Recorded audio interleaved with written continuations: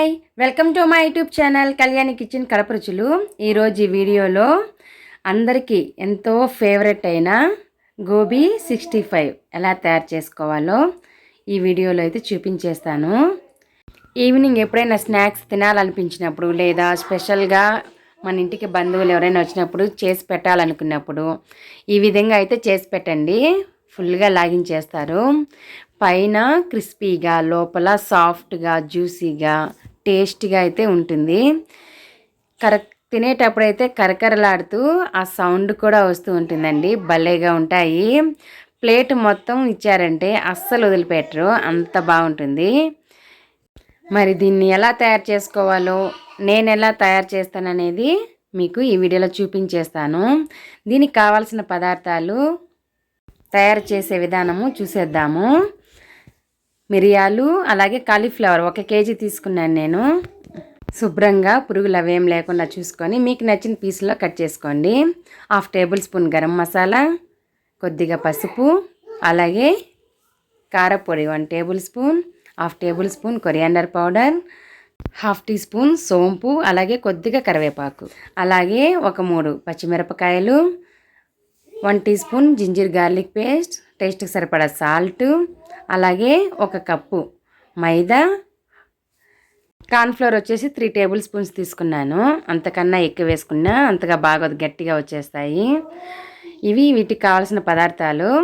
Stove వెలిగించి ఒక కడాయిలో ఫుల్కి నీళ్ళు వేసుకొని, అంటే నేను తీసుకున్న కాలీఫ్లవర్ మునిగేంత వరకు అయితే తీసుకున్నాను నీళ్ళు. ఎసురు మరిగిన తర్వాత కొద్దిగా పసుపు వేసేసి, తర్వాత కట్ చేసి పెట్టుకున్న కాలీఫ్లవర్ ముక్కలు వేసేయాలి. ఒకసారి వేసి బాగా మిక్స్ చేసుకొని ఒక నిమిషం ఈ విధంగా మరుగుతున్నప్పుడైతే తీసేయాలి మొత్తము. పసుపు వేయడం వల్ల మనకి గోబీకి మంచి కలర్ ఉంటుంది ఫ్రై చేసుకున్న తర్వాత.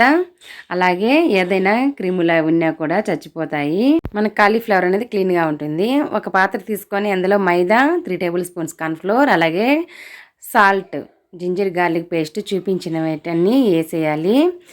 అలాగే ధనియాల పొడి, చిల్లీ పౌడర్, నేనైతే కారానికి సరిపడా ఇప్పుడే వేసేసాను. అలాగే మిరియాలని నలగొట్టుకొని వేసుకుంటున్నాను నేను. మీ దగ్గర పౌడర్ ఉంటే వేసుకోవచ్చు. అలాగే సోంపు, కొద్దిగా పసుపు వేసి ఒక్కసారి అన్ని బాగా మిక్స్ చేసుకొని, ఉప్పు అన్నీ కలిసేట్టుగా మైదా, కార్న్ఫ్లోర్ని మొత్తం మిక్స్ చేసేసుకొని ఈ విధంగా కొద్దిగా నీళ్ళు వేసుకుంటూ ముక్కలకు పట్టేలాగా జారుడుగా అయితే కలుపుకోవాలి. ఈ విధంగా కొద్దిగా వేసుకోండి, ఒకేసారి అయితే వేసుకోవద్దండి. కన్సిస్టెన్సీ ఈ విధంగా ఉండాలి. ముక్కలు మనం వేసామంటే ఎక్కువ థిక్గా అంటుకోకూడదు. గోబీ ముక్కలకి లైట్గా అలా అంటుకుంటే సరిపోతుంది బైండింగ్ అనేది. ఈ విధంగా ఒకసారి గోబీ ముక్కలు కూడా వేసేసి చూపిస్తున్నాను కదా, ఆ కన్సిస్టెన్సీలో ఉండాలి.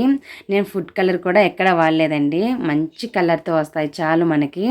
ఇంట్లో మనం తయారు చేసుకున్న గోబీ 65 అయితే చాలా ఈజీగా చేసుకోవచ్చు, ఎటువంటి ఫుడ్ కలర్స్ లేకుండా న్యాచురల్ కలర్స్. అందుకనే నేను పసుపు వేయడం జరిగింది. స్టవ్ వెలిగించి కడాయి పెట్టుకొని డీప్ ఫ్రైకి సరిపడా ఆయిల్ కూడా వేసేసి, ఆయిల్ హీట్ ఎక్కిన తర్వాత ఎక్కువైనా వేసుకోవచ్చు ఒకేసారి, లేదంటే ఇప్పుడు చూపించిన విధంగా ఒక్కొక్కటి అలా డిప్ చేసైనా వేసుకోండి. బాగా ఎక్స్పీరియన్స్ ఉన్న వాళ్ళైతే ఒకేసారి ఎక్కువగా వేస్తారు. ఫస్ట్ టైం చేసే వాళ్ళైతే ఒక్కొక్కటి అయితే డిప్ చేసి వేసుకోండి. విడివిడిగా బాగా వస్తాయి. ఒకవేళ మీకు అంటుకున్నా కూడా అవి డీప్ ఫ్రై అయ్యేలోపు విడివిడిగా అయిపోతాయండి. అంతేకాని ఎక్కువ టెన్షన్ పడాల్సిన అవసరం లేదు. ఒకవైపు మనకి గోల్డెన్ కలర్ వచ్చిన తర్వాత ఇంకో వైపు కూడా తిప్పుకున్నాను. ఈ విధంగా 2 వైపులా బాగా క్రిస్పీగా కాలాయి కదా. మనకి ముందు కూడా డీప్ ఫ్రై చేసి పెట్టుకున్న ముక్కలు కూడా వేసేస్తున్నాను నేను. ఎందుకంటే ముందు వేసినవి ఆల్రెడీ చల్లగా అయిపోయింటాయి, కొద్దిగా సాఫ్ట్గానే తయారై ఉంటుంది. మనం రెండో వాయి ఏదైనా సరే లాస్ట్ వాయి వేసినప్పుడు ముందు చేసినవన్నీ డీప్ ఫ్రై చేసినవన్నీ గోబీ ముక్కలన్నీ లాస్ట్లో వేసేయాలి. ఈ విధంగా వేసేసి వీటిని కూడా ఒకసారి క్రిస్పీగా వచ్చేంత వరకు ఒక 3 to 4 మినిట్స్ అయితే పడుతుంది. కరెక్ట్గా కరకరలాడుతూ అయితే భలేగా వస్తాయి. ఈ విధంగా అన్నీ గరిటతో అలా కిందికి పైకి అలా జరుపుకుంటూ బాగా మంచి కలర్ వచ్చేంత వరకు, క్రిస్పీగా వచ్చేంత వరకు కంపల్సరీగా ఫ్రై చేసుకోవాలి. లేదు ఒకవేళ మీకు అంటుకుపోయాయి, అప్పుడు చల్లారిన తర్వాత విడివిడిగా మనం చేతులతో తీసేసి తర్వాత మళ్ళీ డీప్ ఫ్రై చేయండి. ఏం ప్రాబ్లం లేదు, మళ్ళీ అయినా వస్తాయి కరెక్ట్గా. గోబీ 65 అయితే రెడీ అయిపోయిందండి. ఇంకా నేనైతే తీసేయాలనుకుంటున్నాను. మనము బయటికి తీసే ముందు ఒక్క నిమిషం ముందు చిల్లీ చూపించాను కదా, గ్రీన్ చిల్లీ నిలువుగా కట్ చేసి అందులో వేసేయాలి. తర్వాత అందులోనే ఒక గుప్పిడి వరకు కరివేపాకు వేసేయాలండి. కేజీ కదా నేను తీసుకునింది, ఒక గుప్పిడి వరకు వేసేసాను. ఈ విధంగా చిల్లీ కరివేపాకు క్రిస్పీగా వచ్చేంత వరకు ఫ్రై చేసుకోవాలి. అలా చేయడం వల్ల కరివేపాకు, గ్రీన్ చిల్లీ ఫ్లేవరు గోబీ 65కి మొత్తం పట్టేసి తింటూ ఉంటే ఫ్లేవర్ అనేది తెలుస్తూ ఉంటుంది. అలాగే సైడ్ డిష్గా అదే పచ్చిమిరపకాయలు కొరుక్కొని తినేయచ్చు.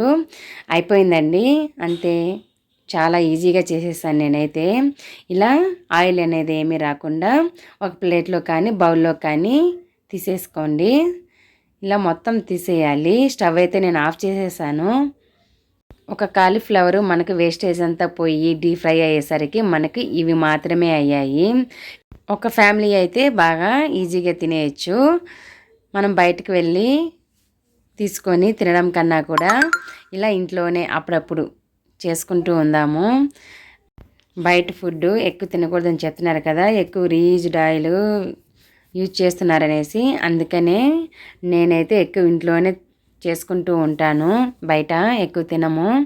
ఈ విధంగా గోబీ 65 అయితే నేను ఈ విధంగా చేస్తూ ఉంటాను. కరకరలాడుతూ భలేగా ఉంటాయి. అచ్చము హోటల్ స్టైల్లో ఉంటాయండి, అస్సలు మర్చిపోలేరు. అంత టేస్టీగా ఉండే ఈ గోబీ 65 తయారు చేసేది చూపించేశాను. ఆనియన్ ముక్కలైతే నేను పైన అలా వేశాను. మీకు నచ్చితే వేసుకోండి, లేదంటే స్కిప్ చేసేయండి. మేమైతే ఆనియన్ ముక్కలు కూడా అలా నంచుకొని తినేస్తాము, బాగుంటాయి. ఈజీగా నా స్టైల్లో గోబీ 65 అయితే తయారు చేసేసాను కదా. మీకు నచ్చితే ఇంట్లో తప్పకుండా ట్రై చేయండి. అలాగే నచ్చితే ఒక లైక్ చేయండి. ఇంకో మంచి వీడియోతో వస్తాను. Thanks for watching. బాయ్.